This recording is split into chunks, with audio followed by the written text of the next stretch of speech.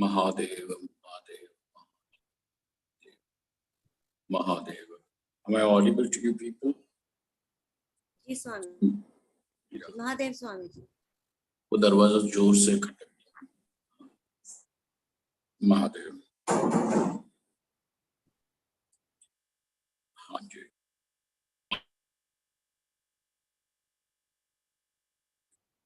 We shall start. Then in that case, is it possible for me to stay as a co-host or something? I'm the host, Swami. It's okay. I will. Can you please make me a co-host? We shall start. Then in that case. And there is an echo which I am able to hear. Yes, stay as a co-host or something.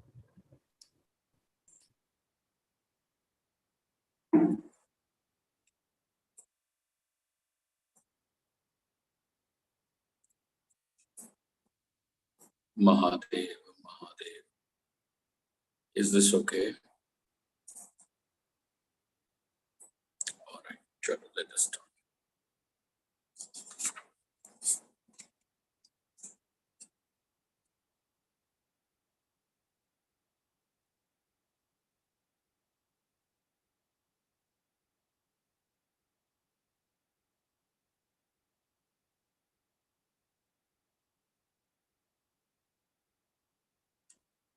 Om.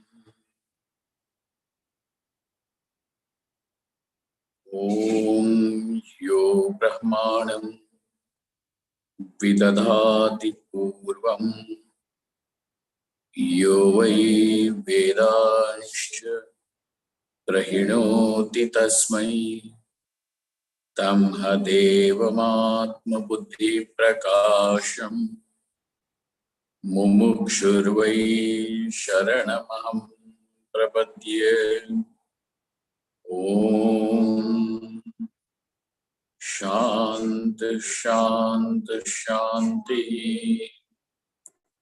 Om Namo Brahmadibhyo Brahma Vidya Sampradaya Kartribhyo Vamshrishibhyo Mahadbhyo Namo Gurubhyaha Sarvopaplavarahitaha Prajnanakanaha Pratyagartho Brahmaivahamasmi Brahmaivahamasmi. Vedantartha Vibhasakaya Gurave Shantaya Sannyasine Nanavadi Nagendra Sankapavaye Yogindra Vandyaya Cha Mohadvanta Divakaraya Bhagavat Padabhidham Vibhrate Tasmai Bhashya Krite Namostu Satatam Purnaya Bodhatmane.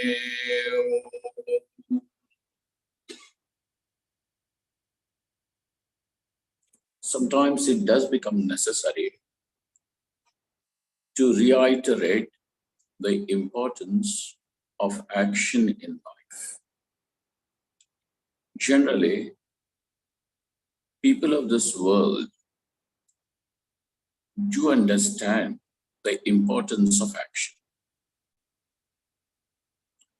For they are of the opinion that without you moving your hands and legs, without a person organizing intelligent actions, he will not be able to accomplish any of his dreams. Just by sitting and dreaming, shaking your legs, sitting in a chair is not going to do anything. One will actually have to toil and sweat. And then materialize the dream, his ambition, his wish, his desire. This is understood. But what a person, even of this understanding, misses is that the action is necessary, yet the action needs to be righteous too. Because though you may be striving for wealth, you may be striving for pleasures in order to win someone's heart, in order to have some more property or wealth and things like that. Yet, at the end of it, you're actually striving to find satisfaction. You're striving to be peaceful. You're striving to be happy. You're striving to be satisfied. This satisfaction, the moments of joy, is just not something that is delivered by objects around you. The objects and situations will become an excuse for your satisfaction, your joy, your peace to surface. But they cannot be the sole contributors to your joy and happiness. And hence, over here, a person needs to understand, to see that righteousness definitely has a place. Because a lot of people ask us why righteous people, good people, are not as rich as people who are evading taxes, people who are cheating, people who are following something that can be categorically said as to be unrighteous. Why? Why are they having more wealth than a righteous person or a person who's trying to be righteous, live the right way, the dharmic way? Why does this happen?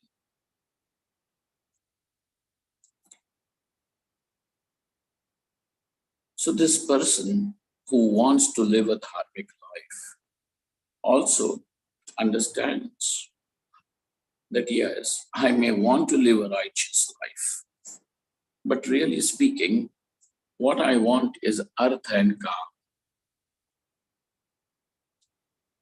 So we are not saying that artha and kama should not be pursued. Yes, they are your pursuits, but it should be pursued. It should be chased. It should be attained through the dharma, through the right ways. Because dharma is that system which holds the life together. You know, the word dharma also comes from the root dridharane, to uphold, to support, and to support, to uphold the life. A successful transactional human transactions are possible only when there is dharma. So therefore, remember that at the end of it, this dharmic person will be more peaceful, at peace with him. He will have self-respect. Whether others are able to show you respect or not, if you have self-respect, you are not bound by what value people give you or they don't give you. A person will be able to he will be able to respect his own life, his own existence. And he will be at peace with himself, more joyful. There is wealth, there is progeny, there is all these things are also possible through dharma. So people who understand the importance of action simply need to add one more factor to this action, and that is the action will be really action only when it is in tandem with dharma. Otherwise, your actions will be the harbinger of more and more dissatisfied, discontent person.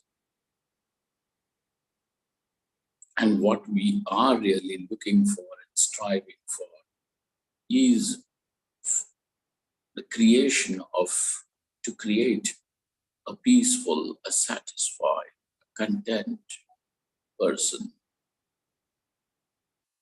The cause for all the problems at personal level, national, international level, is also that the cause of all the discord is the dissatisfied person. Do you see this or not? A dissatisfied person.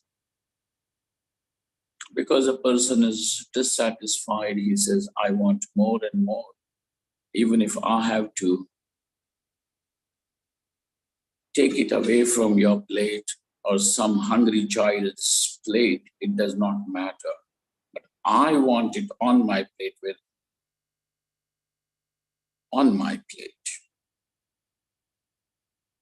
Whether you are going to consume that much or not, it does not matter. Whether the other person, it really belongs to somebody, a child who's hungry, does not matter.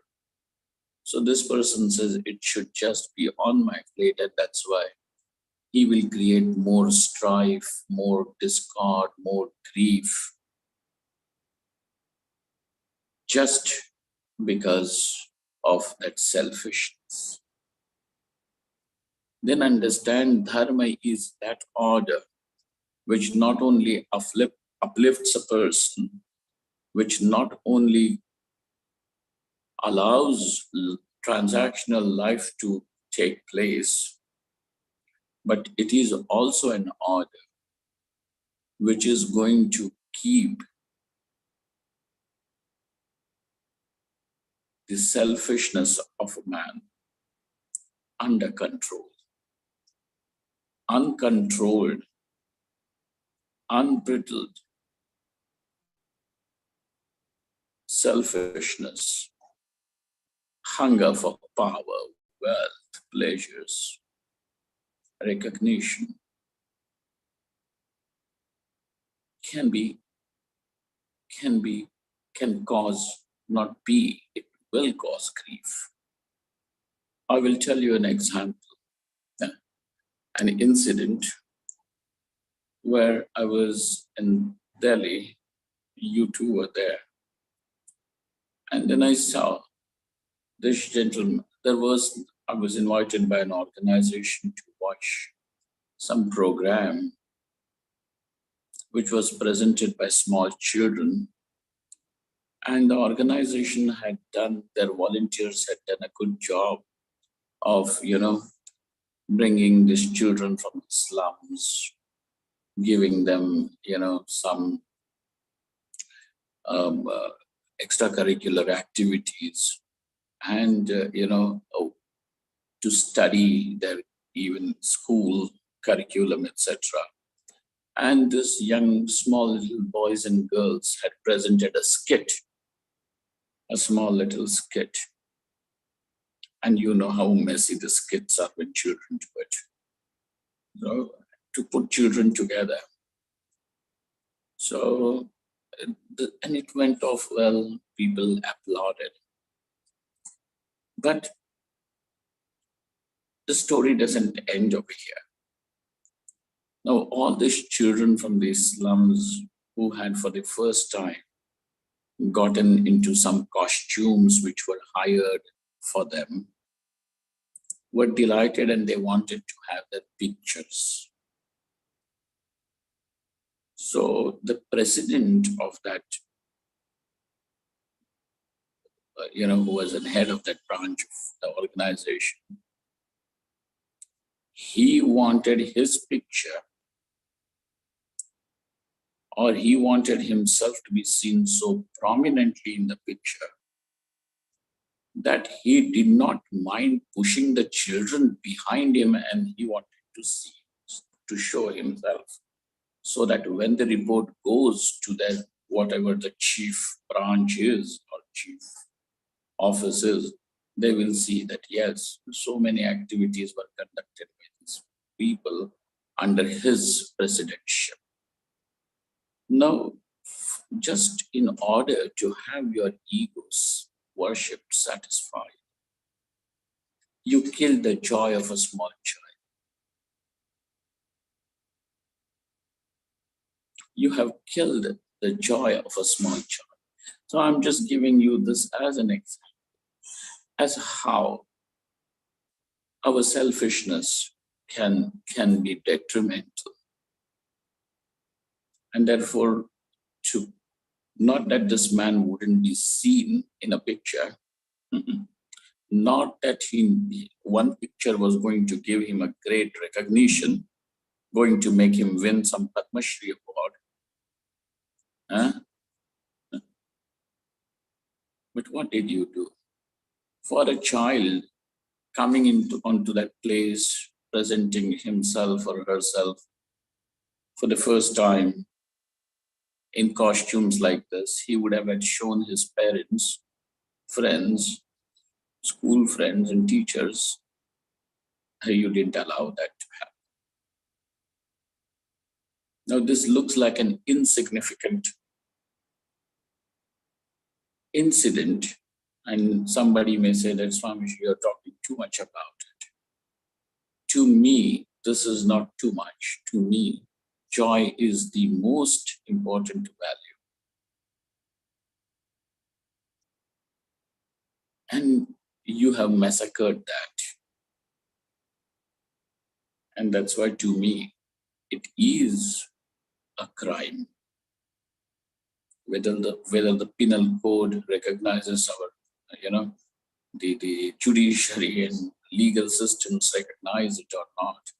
But in my eyes, this was something that I will not approve of any which ways. So karma is there, but the karma needs to follow the dharma, and only then the action will be called as karma. Because that action which is going to create more dissatisfaction, that action which is going to create more discontent, that action, why should we call it an action? Because action is your instrument to create joy and peace. But if your action is not able to create joy and peace and contentment, then it is not action, sir. It is an abuse of something that you are gifted with. This ability to do the karma is a gift to you.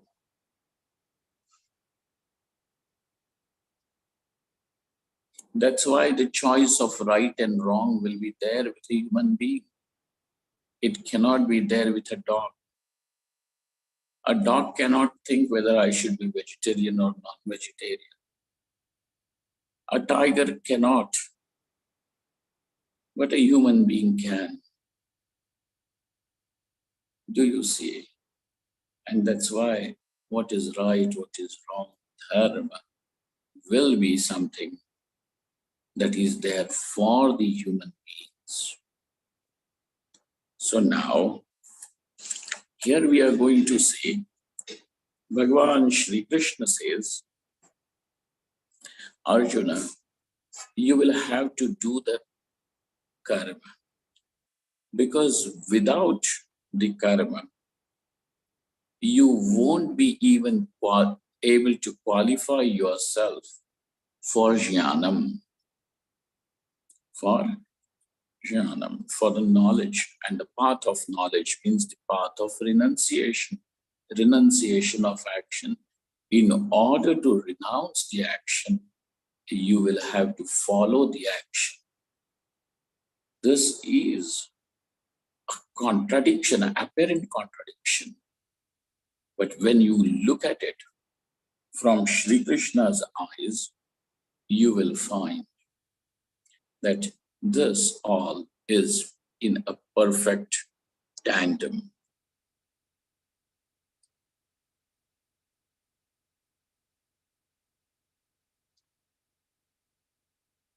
I will tell you a story. Listen to this story. It appears in Shiva Purana and other places too. And we find it being mentioned, iterated in the Shiva Mahimna Stotra.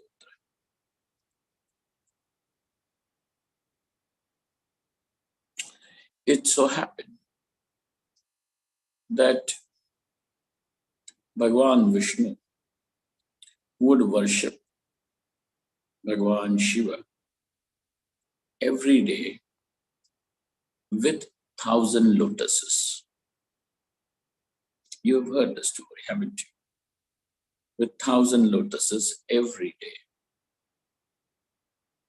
full of devotion. Then one day, one lotus, the 1,000 figure was short of one lotus, was less to make it 1,000. One lotus was less.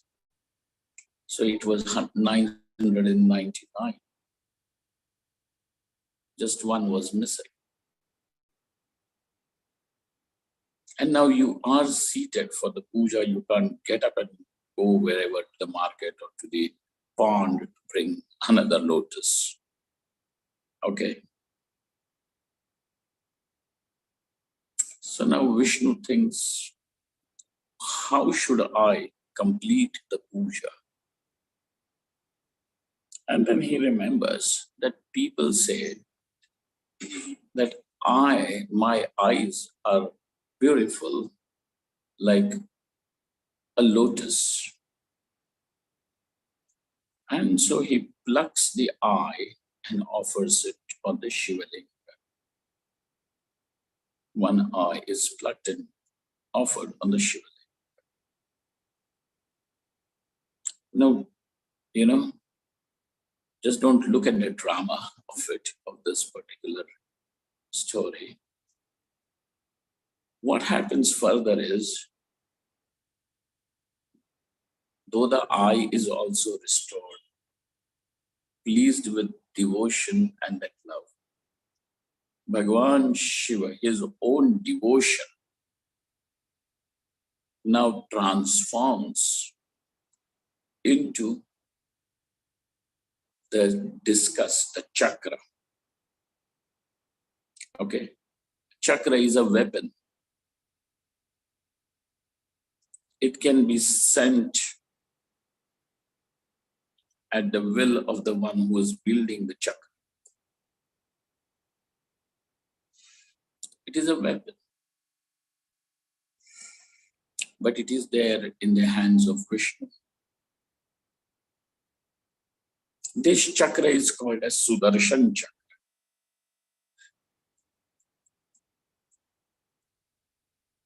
And the work of the Sudarshan chakra is to protect the world, to protect the life, to nourish the life. Now understand this whole thing, how it has been very beautifully said in a story. This devotion transforms into what is called as Sudarshan. What had he offered? His eye. What is the eye? It is an instrument to see, to have the darshan. But when it transforms, now this eye is not an ordinary eye which sees names and forms. The mundane world. This is an eye which is able to see that what is auspicious, and hence it is Sudarshana. With these eyes, which are able to see the auspicious, Vishnu protects the world. That is, with this vision alone, life is protected and nourished.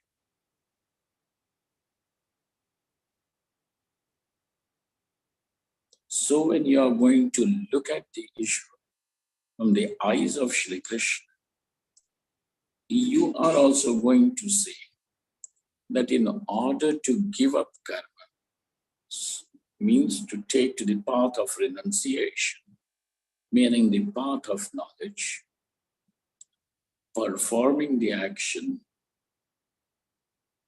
diligently, meticulously, is very important. Now Shri Krishna has also said that the action performed is not for any other reason, so that people may appreciate and call me diligent and very dedicated to work and serious about his work and all those things. No, sir. He says, now the action is done, yajnartha, yajnartham. For what is it done? For the sake of yajna. Now the word yajna in this context does not mean the fire ritual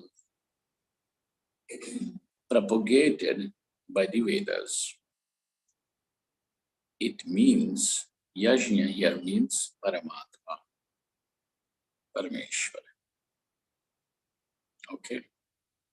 Yajno vai Vishnu. And now Shri Krishna is going to say,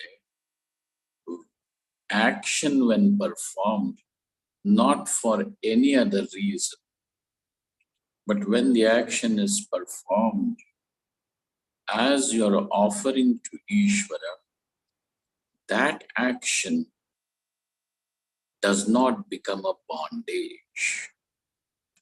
In fact, such an action becomes the cause to relieve the person from the bondage. You see, bond. But every other action which is not, which may be even righteous, but not done for the sake of Ishvara, then that action also becomes a binding action. Okay? So now you see action, righteous action done for the sake of Ishvara. These are the filters. Doing the action is better than just doing nothing. Because by doing nothing, you get nothing. One student in the classroom, he asked the teacher, "Teacher, Miss, will you punish me for something that I have not done?" The teacher said, "Of course not, I will not punish you." He said, "I have not done my homework."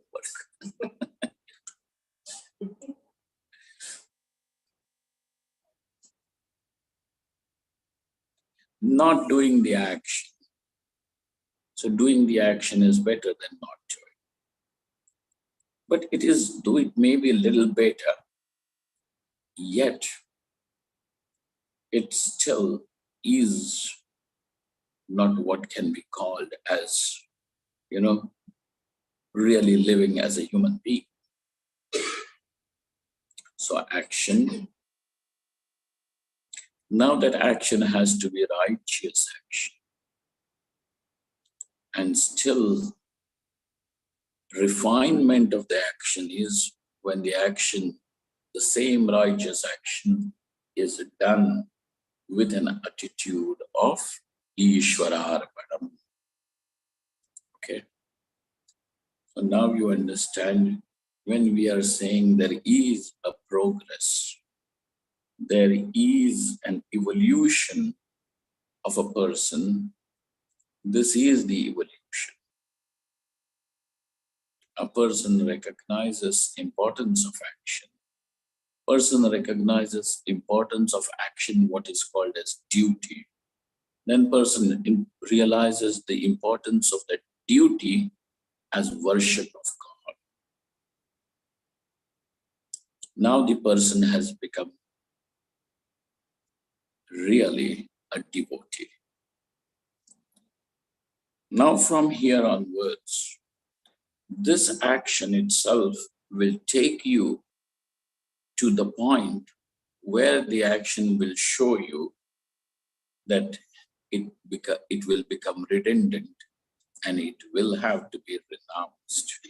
Arjuna, if you have not come up to this point, don't be in a haste to renounce and take to the life of renunciation. If you are still rattled by the issues of money, if you are rattled by the issues of prestige, if you are rattled by the issues of self-image, if you are rattled by the issues of pleasure, don't even venture into this thing that I will take sannyas. For you now, therefore, Arjuna, the path of action is important.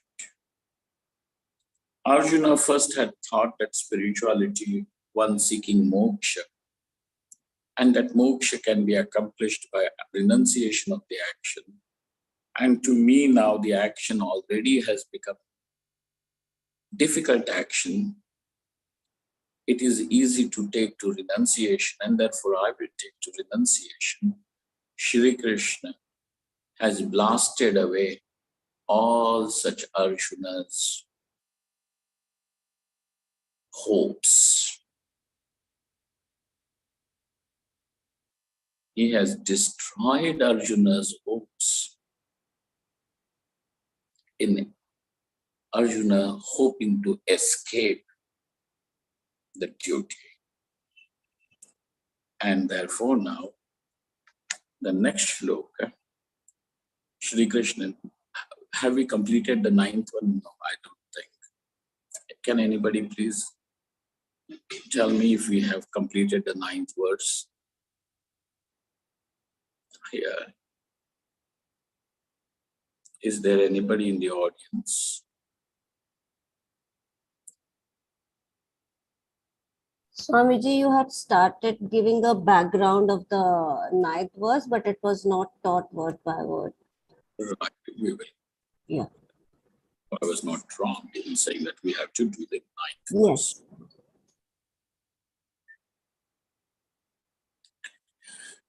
Shankarananji Maharaj, the commentator, at the end of the 8th verse, he writes, Anatmanaha shatrureva tranaya yatase itopi va durabhimanam tyaktva karmana sharira tranam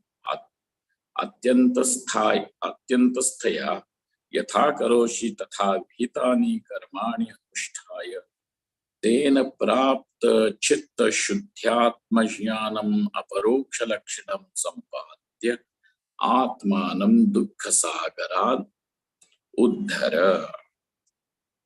Because even further, Shri Krishna is going to say, you uplift yourself. You lift yourself. Uddhare atmanatma natmanam avasadaye. Don't destroy yourself. How does a person destroy himself? He destroys himself by abusing this ability to do the action. Either by not, with the will of not doing the action, or by doing the wrong action, or by doing the action, but not as worship of Ishvara. Because he still will keep himself in the samsara sagar, the ocean of transmigration, from one life to another life. And as we have already discussed several times, that just change from one life to another life, one place to another place. This transportation is not going to put an end to dukkham. Dukkham really ends where the ignorance is destroyed. Is not it? So, dukkha sagaran uddhara. Save yourself. Bring yourself out from this ocean of dukkham, misery, grief. How? He says, just as a person in his foolishness may keep on strengthening the enemy, like that, a person who gives up the action without being prepared for the knowledge, for him even just living peacefully also becomes impossible. Sharira yatra is also not going to be accomplished. Forget the accomplishment of moksha. Sharira yatra itself, the journey of this body, cannot be properly accomplished. You see, therefore he says, itopi va durabhimanam tyaktva. So also over here, now give this up. This durabhimana means this vanity. Give up this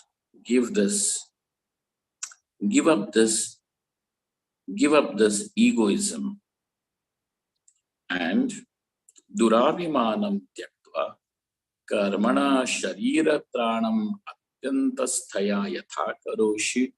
Just as a person would strive to keep this body alive.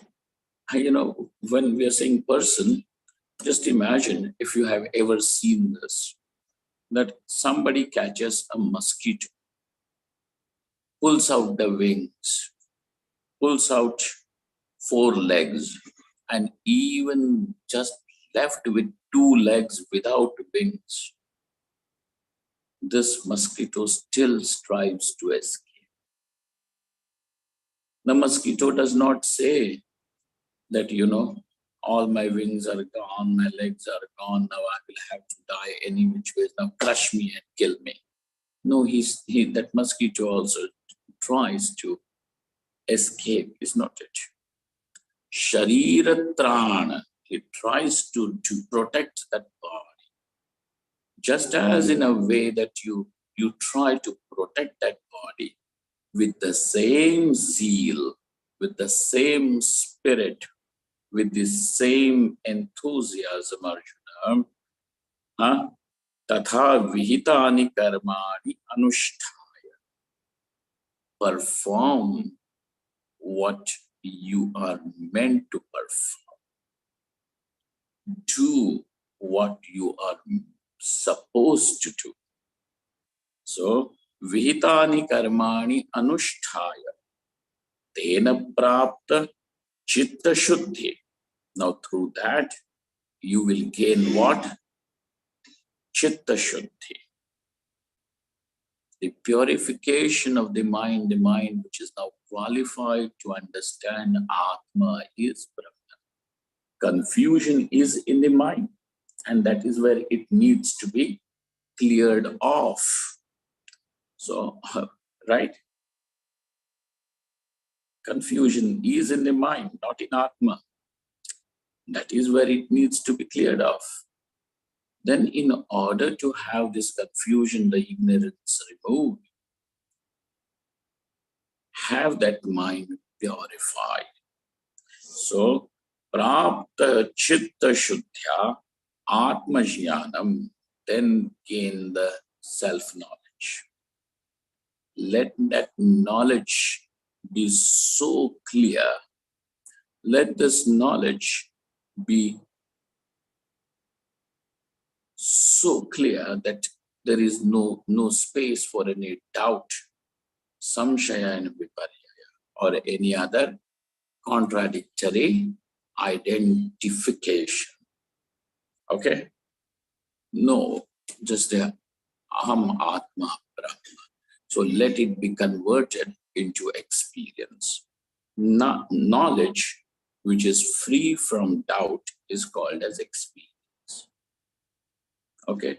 Knowledge which is free from doubt will be called as experience. So, aparoksha lakshanam sampadya. So, how is this Atma Jnanam?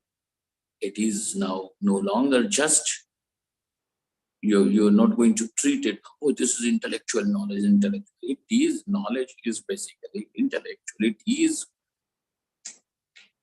It is cognitive. And so, aparoksha lakshanam. But it is because now there is no doubt or anything like that. And even if a doubt may arise, now that mind, the intelligence has the capacity to resolve it. And so, aparoksha lakshanam sampadya atmanam dukkha sagaran uddhara. This is how you can actually lift yourself up from the dukkha sagara. Just by crying, sitting over there, hey Sadguru, Mam dukkha sagara uddhara. Hey Sadguru.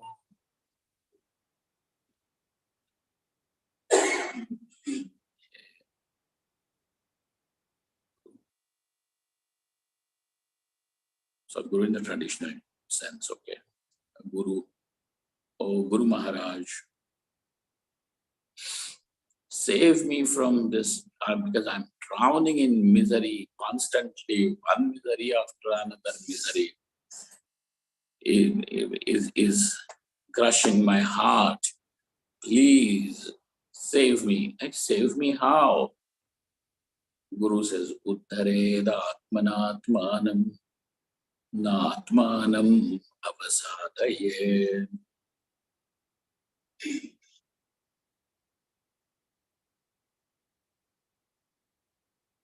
Okay. Iti vachanam vachanad atmano moksharthameva karma kuru na kvachedapi anyathartham ityarthaha. Now this vachanam, this sentence which is going to come in Bhagavad Gita in the forthcoming chapters, Shri Krishna is now saying, from there we can conclude, therefore perform the action which is appropriate for you to do, and that means it is a duty, and vachidapi na anyatha, for only for the sake of setting yourself free, not for anything else, not for creating another bondage. You know, there are people who think, I want the freedom to marry another woman. Okay. So now you're living with this woman, you feel you are bound, and that's why you want the freedom to marry another woman. So you are saying, I want to get out of one bondage because I see another bondage, but I'm going to call it freedom. I see another bondage, which I'm calling it as freedom. What freedom? He is still enslaved, and therefore, nanu karmana padyate jatu vidyaya cha vimuchyate iti karmanam bandhayetu tvasmarana katham bandhakam karma kartum shakyate iti ashankayam na kamyasya eva karmano bandhakatvam na tu ishwararpana buddhya kriyamanasya itya. Now somebody brings up a statement from the Smritis. Perhaps it was a Smriti earlier than Shri Krishna, prior to Shri Krishna, and over there it has said, Karmana badhyate jatu vidyaya cha vimuchyate. Now we have heard that a person is bound by karma, because karma means that karma phala is going to come. And in order to be the experiencer of the karma phala, you have to retain the status of an experience, which means the status of a limited existence. Parichinnatvam. And therefore, karma is bandhakam, causing bondage, and vidya is what? Liberates. Then over here, how does Shri Krishna say that karma is the cause for liberation? When this is the case, so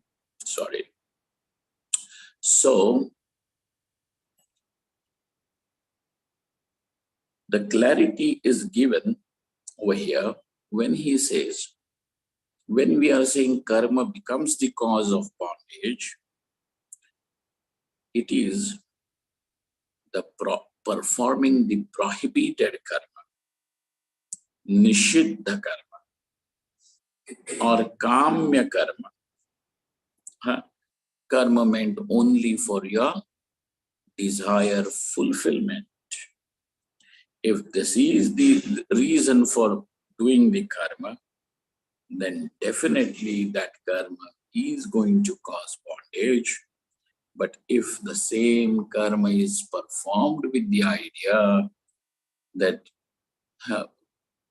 Ishvara is being worshipped, now that karma loses its ability to create bondage.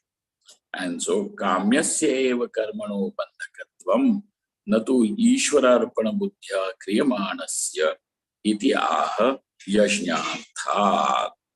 And this is what this is with this idea, to give this clarity.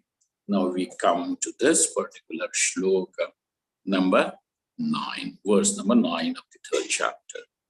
Yajñarthat karmanonyatra yajñarthat karmanonyatra lokoyam karma bandhanaha lokoyam karma bandhanaha tadartham karma kaunteya tadartham karma kaunteya mukta sangha samachara mukta sangha samachara.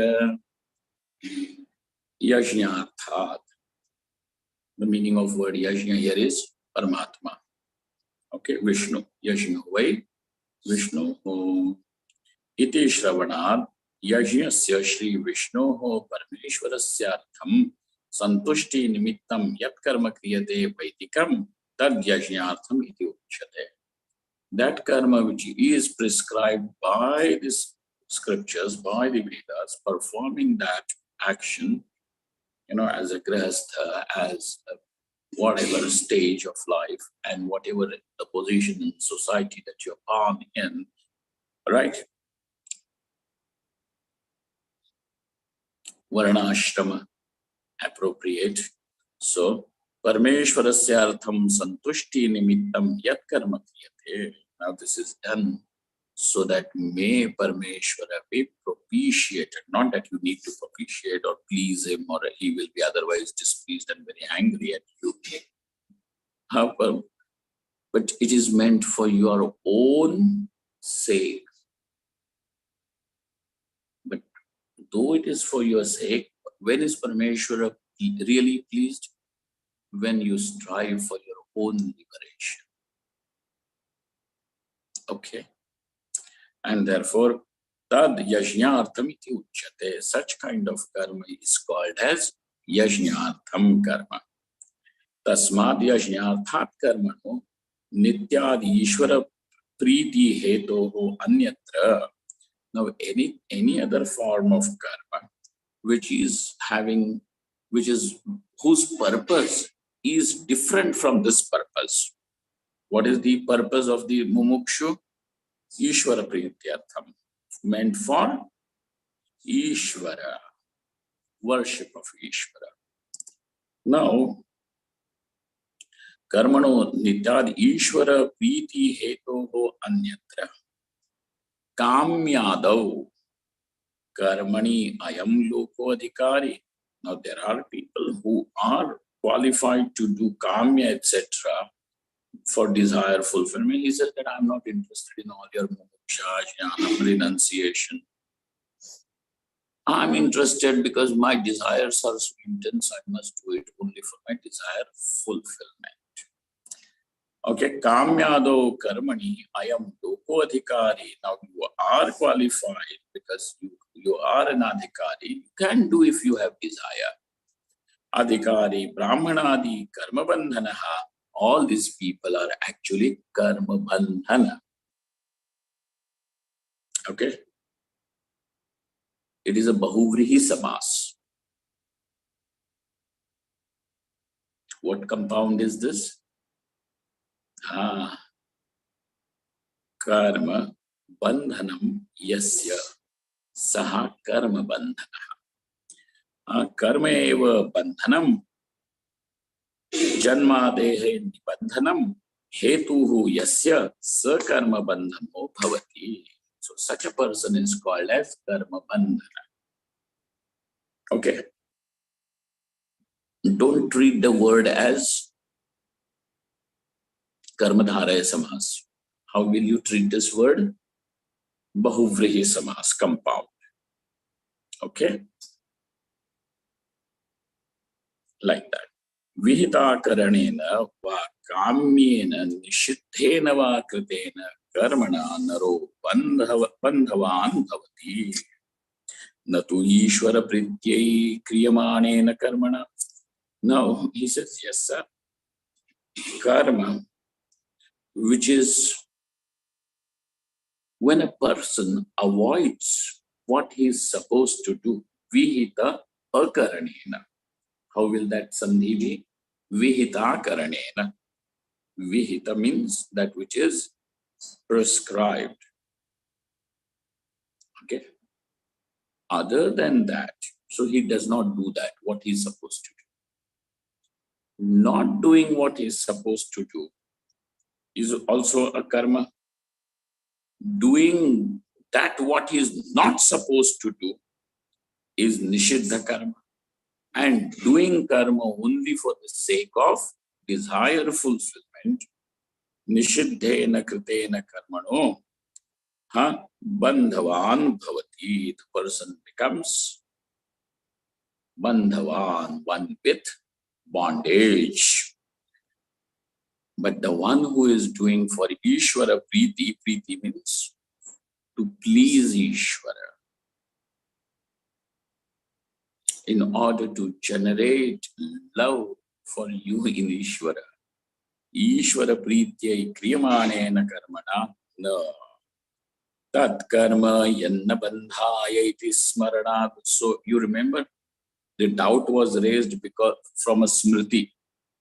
Then he gives you another smriti. Okay. And he says, Tat karma yanna bandhaya. We will call that as karma, which does not cause bondage. And this is glorification. This is the praise of karma. Tat karma yanna bandhaya. That karma, that alone is karma.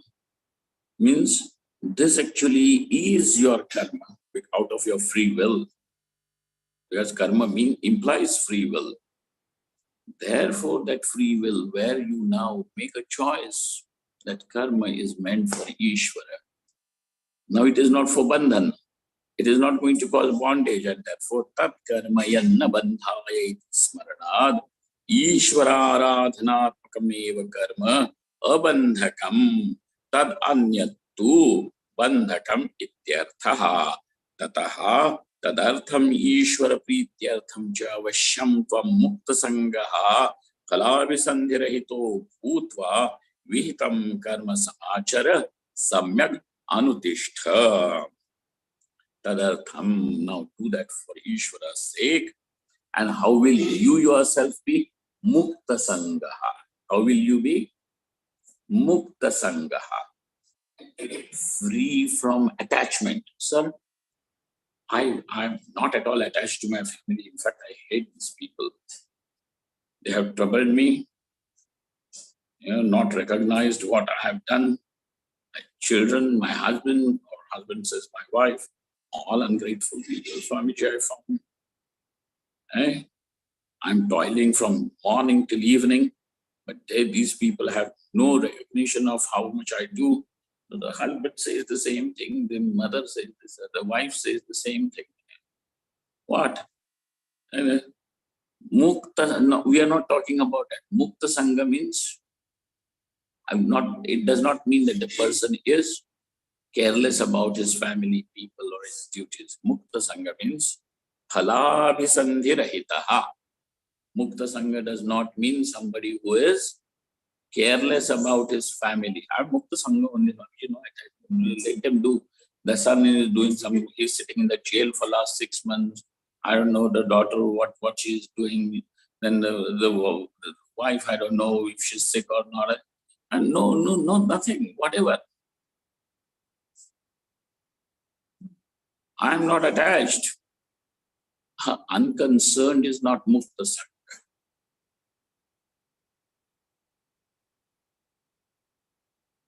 This has got nothing to do with spirituality. In fact, phalabhisandhirahitaha. What does it mean? Mukta Sangha means free from the attachment to the karma phalas, putra vittaru. Okay. Phalabhisandhirahitaha rahito bhutva vihitam karma. And he does the karma, what he is supposed to do, the duties that he is supposed to do. Sama, you do that. Samyag achara. Samyag means perform it meticulously, perfectly well, do it well. Samyag anutishta, anushtanam kuru. Tena tushteshvara prasadat shuddhatma sanjnanam prapya mukto bhavishyasi. Now, as a result of this, due to the Ishvara's prasad benediction coming to you, you soon will be liberated. Mukto bhavishyasi. This liberation is not far away, it is there. You will, now you can see the light at the end of the tunnel. Okay. Om Purnamadaha Purnamidam Purnat Purnamudachyate Purnasya Purnamadaya Purnamevavashishyate. Om Shanti Shanti Shanti. Shankaram Shankaracharyam Keshavam Bhadarayam Sutra Bhashyakritau Vande Bhagavantau Punah Punah Ishvaro Gururatmeti Murti Veda Vibhagine Vyomavadvyaptadehaya Dakshinamurtaye Namaha. Thank you all. Thank you very much.